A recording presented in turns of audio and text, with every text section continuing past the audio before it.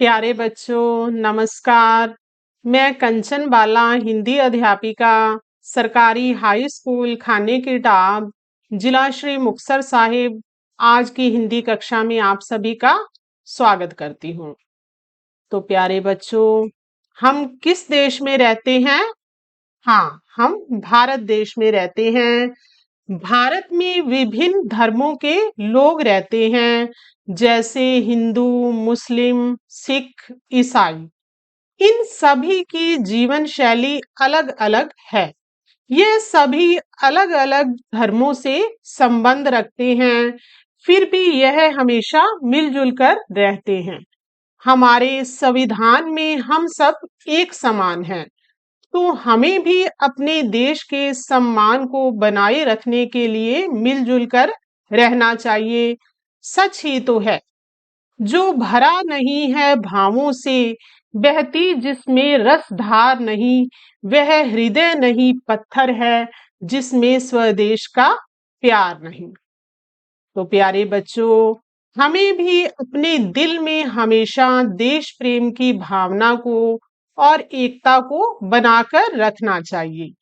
एकता की भावना लोगों को एक सूत्र में पिरोकर रखती है। राष्ट्रीय एकता राष्ट्र को सशक्त एवं संगठित बनाती है। भारत देश में बड़े तो क्या, बच्चे भी हमेशा भगवान से प्रार्थना करते हैं कि हम मिलजुल कर रहें और हमारा भारत देश दिन प्रतिदिन उन्नति के पथ पर अग्रसर हो। तो प्यारे बच्चों, आज हम इसी पर आधारित 7वीं कक्षा की कविता भारत के कोने कोने से करने जा रहे हैं। इसके कवि का नाम डॉक्टर हरिवंश राय बच्चन है। तो बच्चों, सबसे पहले हम इस कविता को पूर्ण रूप से पढ़ते हैं। तो आप अपनी अपनी पुस्तकें खोलें और मेरे साथ इस कविता को पढ़ें। भारत के कोने कोने से हम सब बच्चे आए हैं, नई उमंगों आशाओं का हम संदेशा लाए हैं। हम गिरी की ऊंचाई लाए, हम सागर की गहराई, हम पूरब से आए लाए प्रातः किरण की अरुणाई। भारत के कोने कोने से हम सब बच्चे आए हैं, नई उमंगों आशाओं का हम संदेशा लाए हैं। हम पश्चिम से आए लाए आग राग राजस्थानी, हम लाए हैं गंग जमुन के संगम का निर्मल पानी। भारत के कोने कोने से हम सब बच्चे आए हैं, नई उमंगों आशाओं का हम संदेशा लाए हैं। कल आने वाली दुनिया में हम कुछ कर दिखलाएंगे, भारत के ऊंचे माथे को ऊंचा और उठाएंगे। भारत के कोने कोने से हम सब बच्चे आए हैं, नई उमंगों आशाओं का हम संदेशा लाए हैं। तो प्यारे बच्चों, हमने इस कविता को पढ़ा। अब इसके कवि डॉक्टर हरिवंश राय बच्चन जी के जीवन से मैं आपको परिचित करवाती हूँ। तो बच्चों, डॉक्टर हरिवंश राय बच्चन जी का जन्म 27 नवंबर 1907 को प्रयागराज उत्तर प्रदेश में हुआ। इनकी प्रसिद्ध रचना मधुशाला थी। यह मुंबई के प्रसिद्ध अभिनेता आदरणीय अमिताभ बच्चन जी के पिताजी हैं। इनकी मृत्यु 18 जनवरी 2003 मुंबई में हुई। भारत सरकार ने इन्हें पद्म भूषण की उपाधि और साहित्य अकादमी पुरस्कार से सम्मानित किया। तो बच्चों, अब हम इसकी प्रसंग सहित व्याख्या करते हैं। तो प्यारे बच्चों, देखो इसके प्रसंग को कैसे लिखना है। प्रस्तुत पद्यांश हमारी हिंदी की पाठ्य पुस्तक। तो बच्चों, हमारी पाठ्य पुस्तक का नाम क्या है? हाँ, आओ हिंदी सीखें में संकलित डैश नामक कविता में से लिया गया है। तो कविता का नाम क्या है? हाँ, कविता का नाम है भारत के कोने कोने से। इस कविता के रचयिता डैश हैं। तो कवि का नाम क्या है? डॉक्टर हरिवंश राय बच्चन जी हैं। इसमें कवि ने भारत की एकता एवं अखंडता का वर्णन किया है। तो अब हम इसकी व्याख्या करते हैं। प्रथम पंक्तियां हैं, भारत के कोने कोने से हम सब बच्चे आए हैं, नई उमंगों आशाओं का हम संदेशा लाए हैं। तो यहाँ पर सबसे पहले हम कठिन शब्दों के अर्थ करेंगे। तो उमंग का अर्थ क्या होता है? उत्साह या जोश। आशाओं का अर्थ उम्मीदों। संदेशा समाचार। तो अब व्याख्या देखो। भारत के कोने कोने से हम सब बच्चे आए हैं। कवि बच्चों के माध्यम से कहता है कि हम सब बच्चे भारत के कोने कोने से आए हैं। अर्थात हम बच्चे अपने देश भारत के हर प्रांत से आए हैं। नई उमंगों आशाओं का हम संदेशा लाए हैं। हम नई उमंगों और आशाओं का संदेश लेकर आए हैं। अर्थात आगे बढ़ने का संकल्प लेकर आए हैं। अगली पंक्तियां हैं, हम गिरी की ऊंचाई लाई, हम सागर की गहराई, हम पूरब से आए लाए, प्रातः किरण की अरुणाई। तो सबसे पहले कठिन शब्दों के अर्थ देखो। गिरी, गिरी का अर्थ है पर्वत। सागर, समुद्र। प्रातः किरण, प्रातः का अर्थ होता है सुबह। तो प्रातः किरण, सुबह की किरण। अरुणाई, लाली, लालिमा। तो देखो व्याख्या, हम गिरी की ऊंचाई लाए, हम सागर की गहराई। कवि बच्चों के माध्यम से कहता है कि हम पर्वत की ऊंचाई और समुद्र की गहराई लेकर आए हैं। हम ऊंचे और गहरे विचारों से भरे हुए हैं। बच्चों, क्योंकि पर्वत ऊंचे होते हैं और सागर गहरा होता है, इसलिए बच्चे भी कह रहे हैं कि हम ऊंचे और गहरे विचारों से भरे हुए हैं। हम पूरब से आए लाए, प्रातः किरण की अरुणाई। तो हम पूर्व दिशा से आए हैं और साथ में सुबह की किरणों की लाली लेकर आए हैं। क्योंकि बच्चों, सूर्य जो है पूरब दिशा से निकलता है और सुबह के समय जो है आकाश में जो लालिमा बनी होती है, तो बच्चे कहते हैं वो हम लाली लेकर आए हैं। तो यहाँ पर कवि विशेष क्या कहना चाह रहा है? कवि ने बच्चों को उन्नति का प्रेरक माना है। भाषा सरल और सहज है।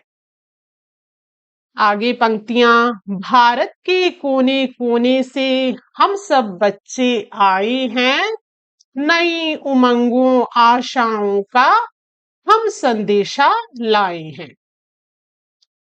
हम पश्चिम से आए लाए, आग राग राजस्थानी, हम लाए हैं गंग जमुन के संगम का निर्मल पानी। तो कठिन शब्दों के अर्थ देखो। आग राग, आग राग का अर्थ है जोश और प्रेम।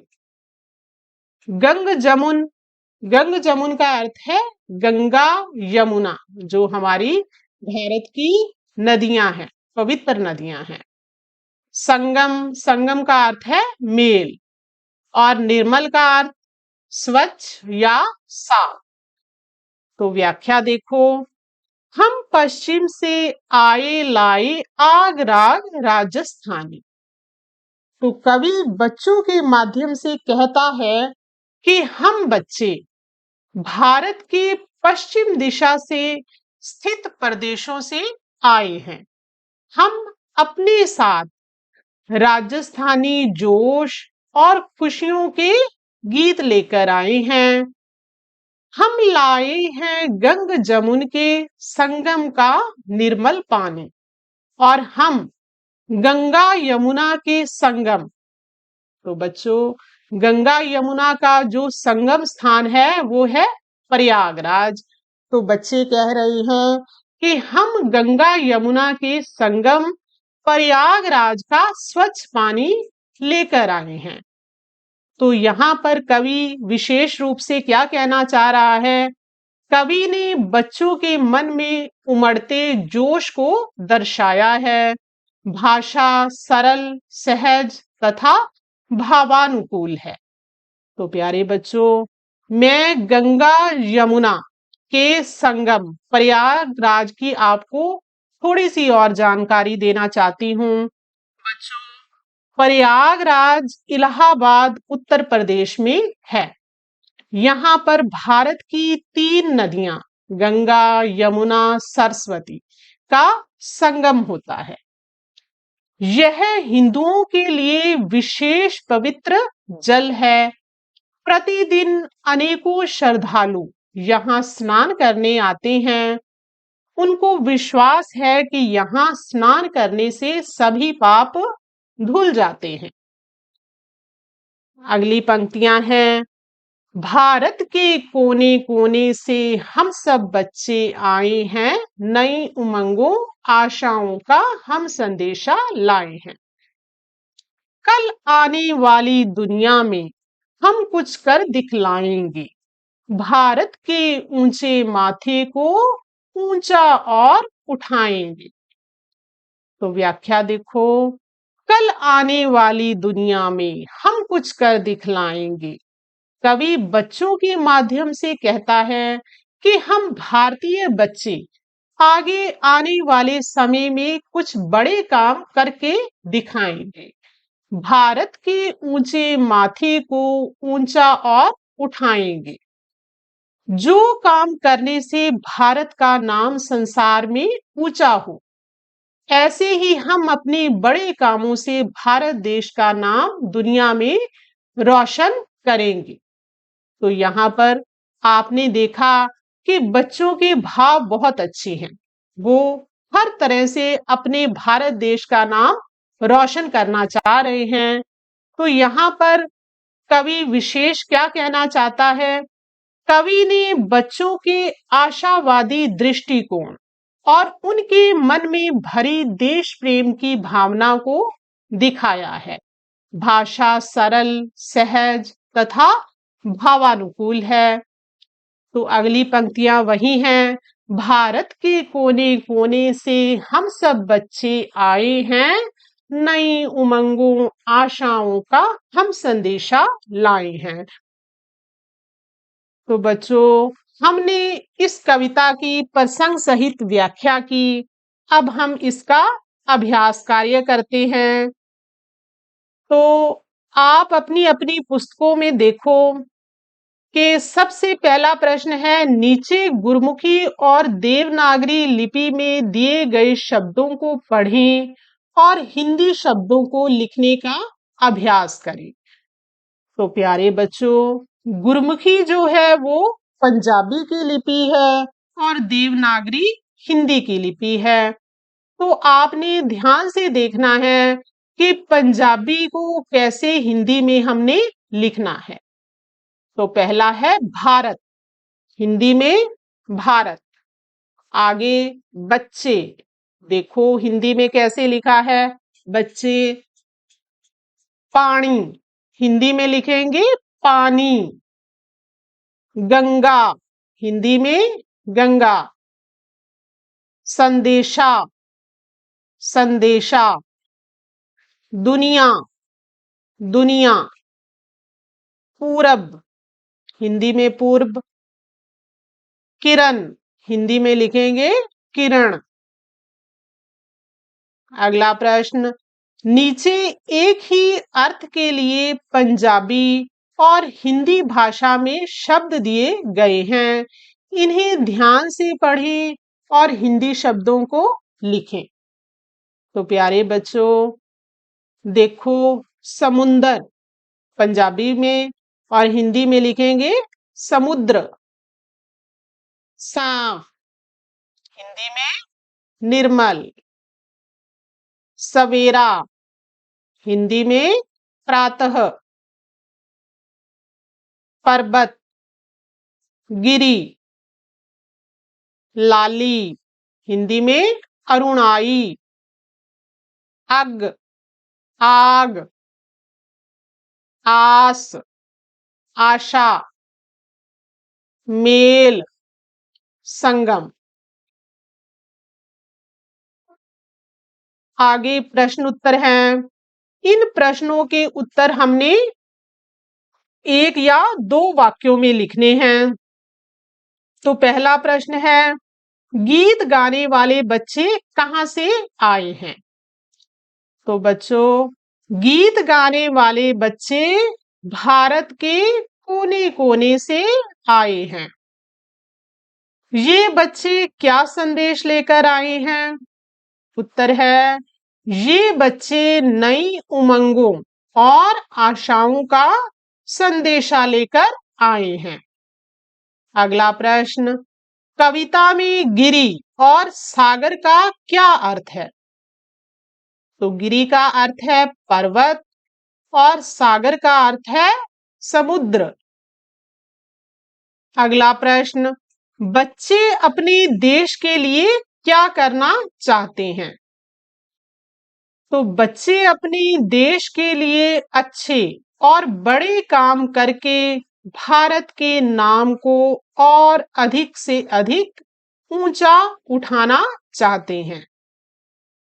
आगे बड़े प्रश्न उत्तर हैं, जिनके उत्तर हमने 4 या 5 वाक्यों में लिखने हैं।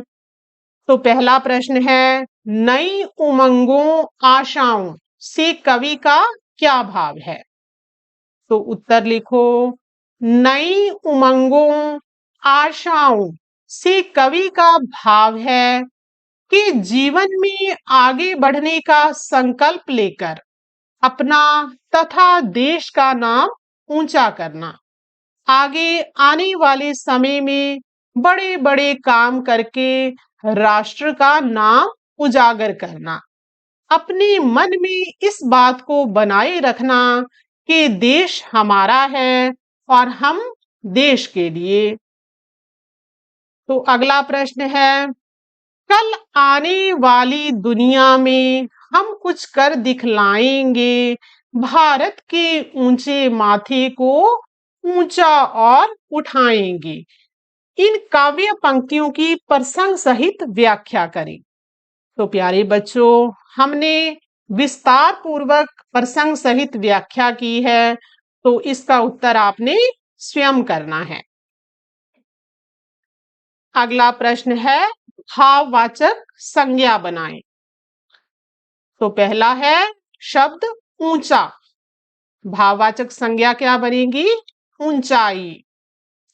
गहरा, गहराई। अरुण, अरुणाई। तो बच्चों, अब हम करेंगे वर्ण विच्छेद।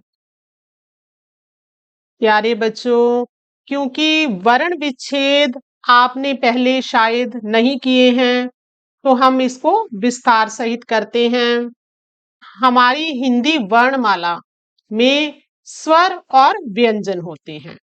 तो बच्चों, स्वर एक स्वतंत्र इकाई है, जैसे अ, ई, उ। और व्यंजन जो है वो हमेशा स्वर की सहायता से बोले जाते हैं। तो आपने वर्ण विच्छेद करते समय ध्यान रखना है कि कोई भी व्यंजन अपने आप में पूरा नहीं है जब तक उसके साथ स्वर नहीं मिल जाता।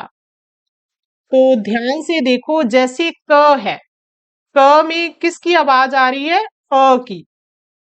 तो क के पैर में हलंत आएगा और साथ में अ आएगा। और अगर हम लिखेंगे का, तो क के साथ आ स्वर सुनाई दे रहा है। तो क के पैर में हलंत और आ। अगर के, तो इसमें छोटी ई की आवाज आ रही है। तो क के पैर में हलंत और साथ में स्वर छोटी ई। की अगर लिखेंगे तो क के पैर में हलंत और स्वर बड़ी ई। और अगर को लिखेंगे तो क के पैर में हलंत और स्वर ओ आया है। तो यहाँ आपने देखा कि व्यंजन के नीचे हमेशा हलंत आएगा और जो स्वर है उनके नीचे हलंत नहीं आएगा, क्योंकि स्वर जो है वो स्वतंत्र इकाई है।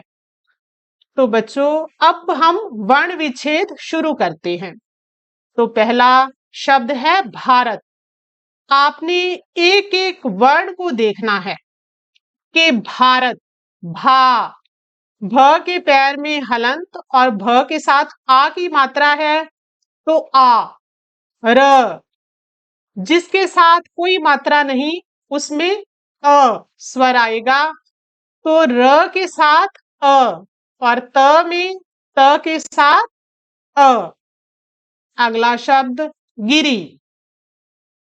तो गी, ग को छोटी ई, तो ग के पैर में हलंत, छोटी ई। ऐसी र को छोटी ई है, तो र के पैर में हलंत और छोटी ई।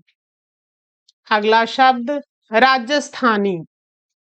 तो रा, र के पैर में हलंत और आ। ज, ज के पैर में हलंत और साथ में अ, क्योंकि कोई मात्रा नहीं है। आगे स आधा है। तो बच्चों, आपने स के पैर में सिर्फ हलंत लगाना है, अब अ साथ में नहीं लगाना, क्योंकि स आधा है। आगे था, थ को आ की मात्रा है, तो थ के पैर में हलंत और आ। आगे नी, तो न के पैर में हलंत और बड़ी ई। आगे है दुनिया। तो द को छोटा ऊ, द के पैर में हलंत, ऊ स्वर। आगे न को छोटी ई की मात्रा है, तो न के पैर में हलंत और छोटी ई। या, य के पैर में हलंत और आ स्वर। अगला है संदेशा। अब आपने देखा कि स के ऊपर बिंदु है, तो स प्लस अ स्वर। और आगे दे, तो द के पैर में हलंत और ए। आगे है शा, तो श के पैर में हलंत और आ। आगे है निर्मल। नि, न को छोटी ई, यानी न के पैर में हलंत और ईश्वर। आगे बच्चों, जो निर्मल में र ऊपर है, आपने र के विभिन्न रूप किए होंगे, जिसमें आपको बताया है कि जो सर पर र होता है वो आधा होता है, और अगर पैर में र हो तो वो पूरा होता है। तो आपने यहाँ ध्यान से देखना है कि आधा र है या पूरा। तो यहाँ पर र सर पर है, तो ये र क्या है? हाँ, ये र है आधा। तो र के नीचे हम हलंत लगाकर छोड़ देंगे। आगे म है, तो म के पैर में हलंत और अ। आगे ल, तो ल के साथ कोई मात्रा नहीं है, तो ल के साथ अ। अगला प्रश्न है समान अर्थ वाले शब्द। तो बच्चों, यहाँ पर क्या है?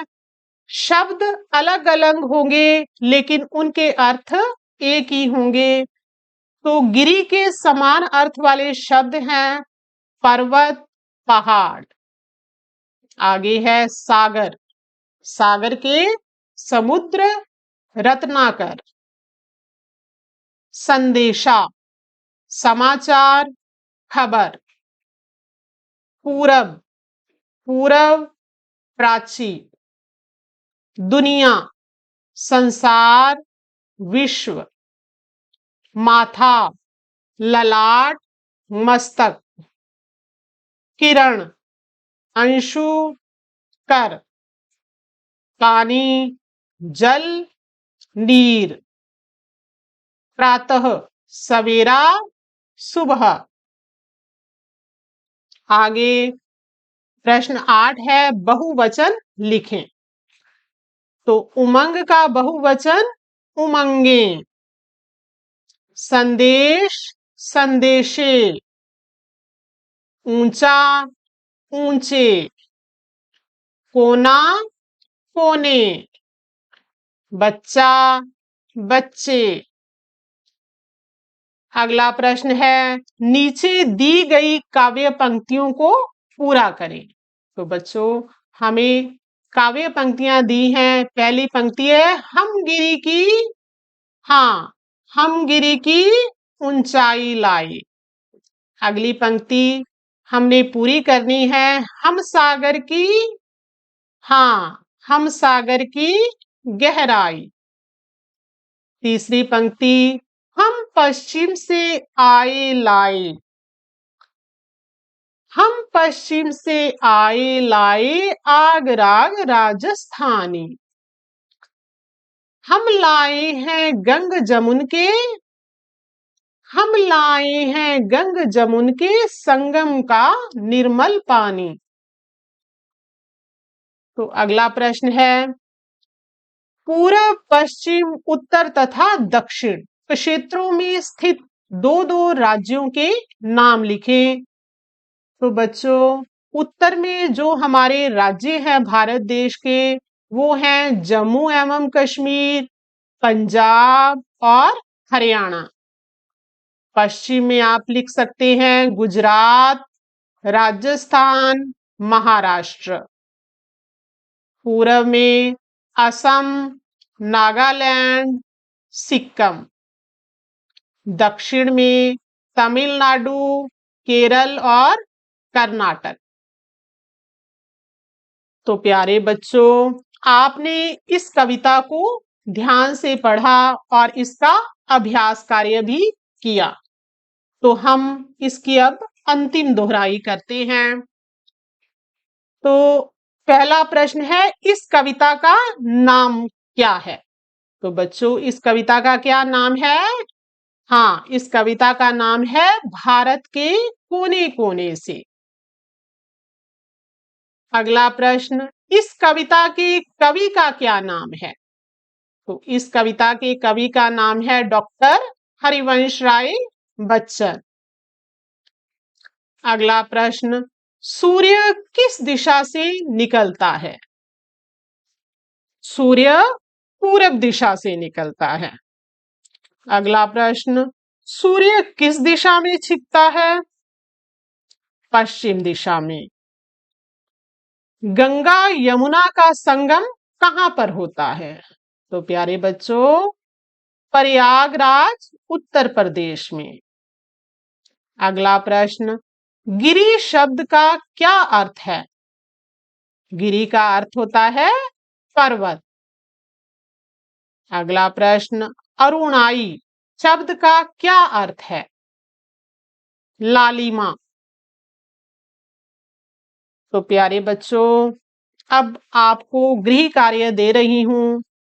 आपने कविता को सुंदर लिखाई में अपनी उत्तर पुस्तिका पर लिखना है और कविता का अभ्यास कार्य भी अपनी उत्तर पुस्तिका पर लिखना है और उसे याद भी करना है। तो किसी अन्य उपविषय के साथ आपसे फिर मुलाकात होगी। तब तक के लिए धन्यवाद।